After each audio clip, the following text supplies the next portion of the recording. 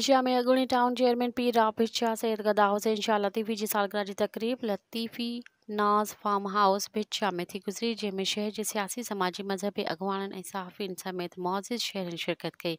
सालगिरह जो केक कटे वियो। सालगिरह के मौक़े ते पीर राबिश शाह के आयल महिमाननि पारां मुख़्तलिफ़ गिफ्टनि ऐं सिंध जी सक़ाफ़त लुंगियुनि अजरकनि जा तोहफ़ा पेश कया विया, जंहिंमें सैयद फिदा हुसैन शाह, सैयद जरार शाह, सैयद जमाल शाह, डॉक्टर अयाज़ चंद, एडवोकेट अकरम राजपूत समेत सहाफ़ी ग़ुलाम कादिर बुढ़ो, शाहिद सज्जाद मेमण ऐं ॿियनि शिरकत करे तक़रीब खे ख़ूबसूरत बणाए छॾियो।